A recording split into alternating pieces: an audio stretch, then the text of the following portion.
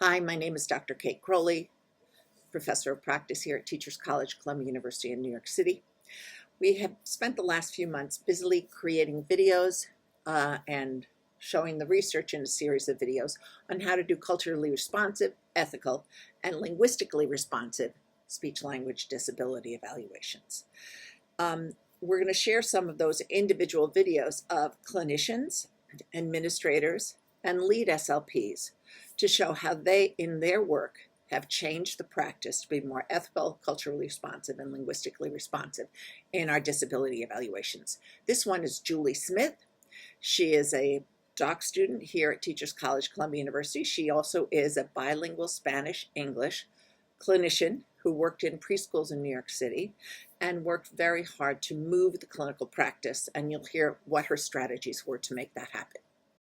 My name is Jule Smith, and I am a bilingual Spanish-English speech-language pathologist and doctoral student at Teachers College, Columbia University.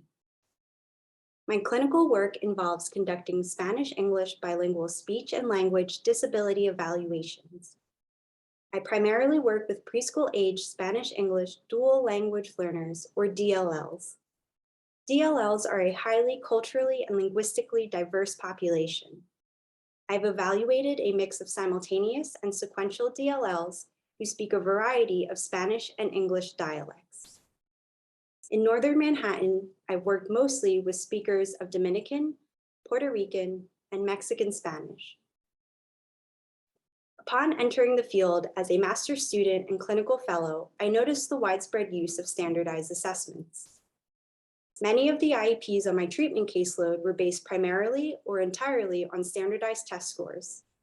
And across workplaces, it seemed to be the default procedure for diagnostic evaluations.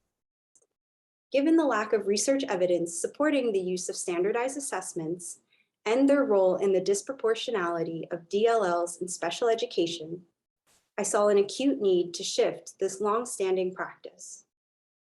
However, I was weary of how challenging this could be. Change often creates friction, and with the amount of paperwork that all educational professionals are responsible for, there never seems to be enough time to implement change. Still, ASHA's Code of Ethics prohibits discrimination on the basis of race, ethnicity, culture, language, or dialect, and mandates compliance with local, state, and federal laws. The Individuals with Disabilities Education Act, or IDEA federal law, prohibits the use of inaccurate discriminatory assessment materials and the use of single measures for the determination of disability status. So, in compliance with both Professional Code of Ethics and federal laws, I only feel comfortable using multiple evidence-based measures of language development and disorder, along with my clinical judgment. Because standardized assessments aren't accurate, my evaluations include parent-caregiver ethnographic interviews, teacher interviews, clinical observations in pull-out therapy and push-in classroom settings, dynamic assessment and non-word repetition task performance, and language sample analyses. Figuring out ethical alternatives to standardized assessments was the easier part. Justifying them to my colleagues and superiors was more daunting, however. But I found a way to make change a little easier for my audiences. Following the writing advice of one of my clinical supervisors at Teachers College, I aimed to package my rationale in a concise and precise argument. I knew I had to be brief enough to get my points across in a short email, conversations between sessions, and at the top of my reports. And to justify significant change to a deeply entrenched practice, I knew that these had to be direct and provide an unequivocal argument for change. I found that the best way to do that was by citing the ASHA Code of Ethics, IDEA federal laws, and the research evidence. However, I also wanted to avoid coming off as antagonistic because the goal of these exchanges is to foster understanding. So I take special care to use a collegial tone with objective statements and I statements that place the weight of the argument on things like the research evidence or my own clinical practices, rather than on my audience.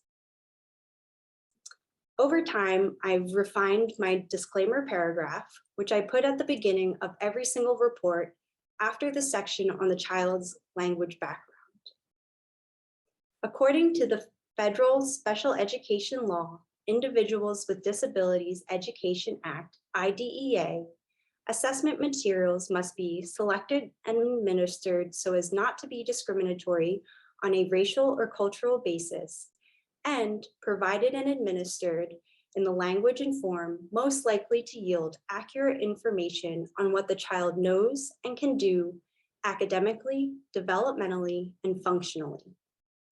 Currently, there are no standardized tests that can accurately assess language development and disorder in students with this cultural linguistic background. To use standardized assessment scores in this evaluation would therefore be a violation of federal law. IDEA further mandates that evaluations shall not consist of less than 2 assessment measures or criteria for determining eligibility for special education services.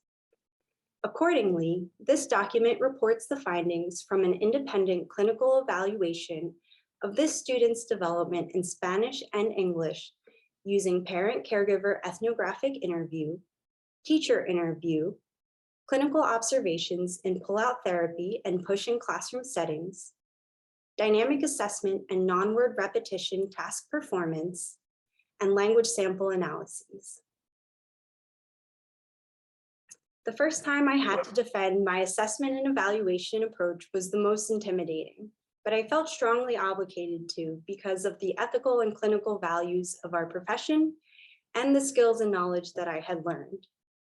Now I share this story to show that change is possible. With this approach to change, I've been able to adhere to the best practices for assessment and evaluation of language disorders in my culturally and linguistically diverse clients. This approach has also worked with the progress reports on my treatment caseload and has made the process of increasing mandates and discharging clients from services much more efficient. I attribute this to how my justifications have been received by my colleagues. By making change a little easier, I've encountered less friction, more acceptance, and even some praise from my supervisors and special education coordinators. This success has also inspired colleagues' interest and confidence in changing their own assessment and evaluation practices. So, change is possible when we can deliver a strong argument for it. This video and a number of others showing our change makers will go together to form an online course available at leadersproject.org that will also be offered for ASHA CEUs. It will be free, and you will meet your ethical and culturally responsive requirements